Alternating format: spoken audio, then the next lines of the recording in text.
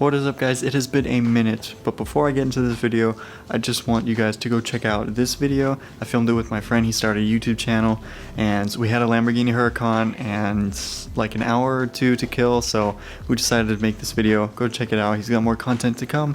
But now, for the reason that you guys are here, we got some gussets for our rear lower control arms for both my 240 and my Skyline. So let me show you guys the gussets. They're pretty cool. So here's the gussets. It's the rear lower control arm. That's the general shape of it. They're pretty sick. They got dimple dies, which will make this thin metal really strong. My friend Corey makes these. I'll leave a link in the description. You guys can pick some up. I got the one set for my 240, and he actually sent me another set because he wanted to know if they also fit R32, which I can confirm. I'll have some pictures up. They do fit it. I'm not going to install them just yet because I want to replace the ball joint and bushings on those. However, on my 240, I already did that. So I already have my 240 in the air, which if you guys are new, my 240 is a little bit of a rally car and, you know, just a little stock KA, nothing to write home about. But we already have all the adjustable arms. We got the GK Tech ones, but I don't have the lower control arm because they're so expensive, and for my application, I don't think I need all that adjustability in the lower control arm. So I'm retaining the stock ones, and I was going to gusset them myself, and that's when I saw Corey was developing these. I've been waiting for a little bit. He's keeping me updated, then he got everything sorted, and now he is selling them. So again, if you want to pick some up, I have the link in the description. If you guys are in SoCal and you have a 240 and you buy this kit, and you want it installed but you don't have a welder, send me a DM on Instagram. We might be able to work something out. I could weld them in for you. So if you're never taking the control arm off, first thing we gotta do is pop this wheel off.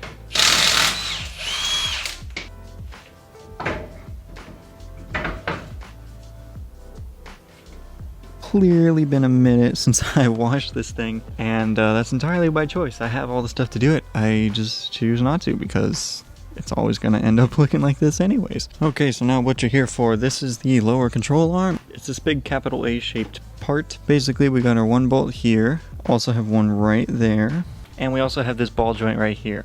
That's going to be fun because I'm not 100% sure if the axles need to come out or not. Really hoping that they don't. I totally forgot when I took everything out. I completely took the hub off. This poor thing needs good brakes. I need some Z32. Dual caliper setup would be sick. 400 wheel horsepower with stock brakes is kind of scary, but we'll get to that eventually. In the dirt, the brakes will just lock up anyway, so it's not a big deal. I don't street drive this thing.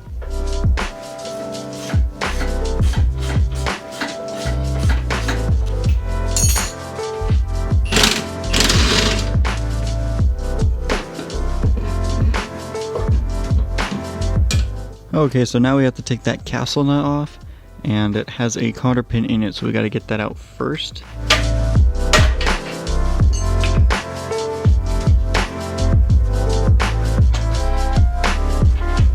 Well, there you go. Axles do not have to come out. If you guys still have your sway bars hooked up, you'll have to undo the end link there. I don't have any sway bars, so didn't have to do that. I still have to get the other side, so I'm going to do that, and then we'll go over there and start welding. Okay, so we got both sides out. This is how all the gussets go.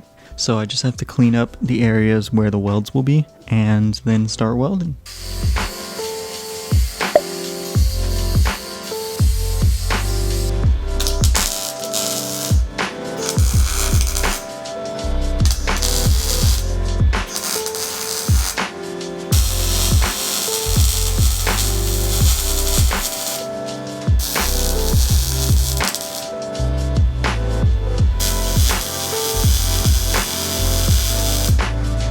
Okay, so we have one side done. The smart thing would have been to take the bushings and the ball joint out. I had already replaced them, and I really hate taking bushings out and putting them back in, so I just said, you know what, screw it, let's just be really careful around these areas, and now I'm gonna let this one cool down and then get started on the second one. I wish all my welds looked like this section. They clearly do not. I'm not the greatest, but that I think came out pretty good. Okay, so since this one is done, I'm still finishing up welding on the second one. I already got this one prepped with the wire wheel, just got the welds all cleaned up. I'm gonna paint it just because I don't want it to rust. No one's gonna see it. It's not that important that it's done properly. I did take the wire wheel and kind of clean up the other side just a little bit, but again, it's not that crucial. So I'm just gonna throw some paint on it and make it look decent, and then we can finally throw it back on the car.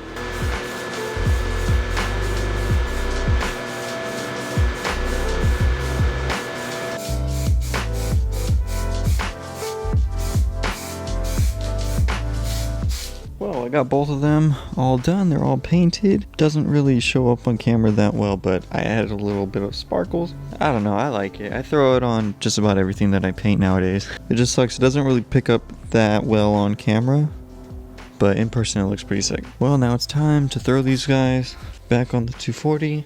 To throw them on, it's just the reverse of how you took them off. Easier to start with the ball joint, get that on, and then get the other two in.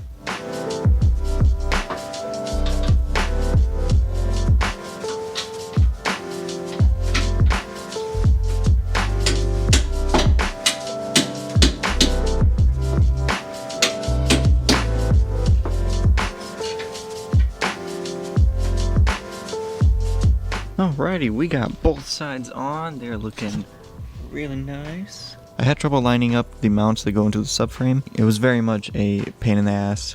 It seems like it would probably be easier if you loosened up all the other arms and did this one first, but I didn't feel like doing that, so I just muscled through, and it only took me like 10 minutes per side, so it wasn't too bad, but it probably would have been easier if I just took everything off. But yeah, they look really good, and I am 100% confident that they will not break. I shouldn't have any issues with these at all. So before we end the video, I just want to do a little E85 cold start.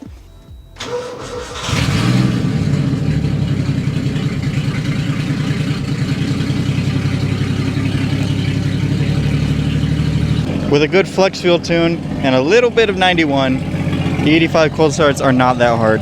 By little 91, I mean literally 1 gallon, and then the rest of the tank is E85. And that just makes it so our cold starts are just super easy. Alright guys, so we are done. It is a pretty simple, straightforward install. You just have to know how to weld. It doesn't have to look pretty. As you guys saw, my welds don't look that great. My welds don't break though, so that's the important part. One day they'll probably look pretty. Maybe. So huge thank you to Corey at Nevership Fab for designing these. I'll leave a link for you guys to pick some up in the description. If you are in SoCal and you got an S chassis and you want these, but you don't have a welder, you don't have access to a welder, send me a DM on Instagram. We might be able to work something out. I do not work for free though, so don't expect that. Also guys, I just want to say that I made a website. It's fso.media.org. You can go check it out. I have a link in the description. You guys can pick up some stickers or battery tie down, and let me know what you guys think about the website. But anyways, thank you guys so much for watching. I will see you guys next time. Peace.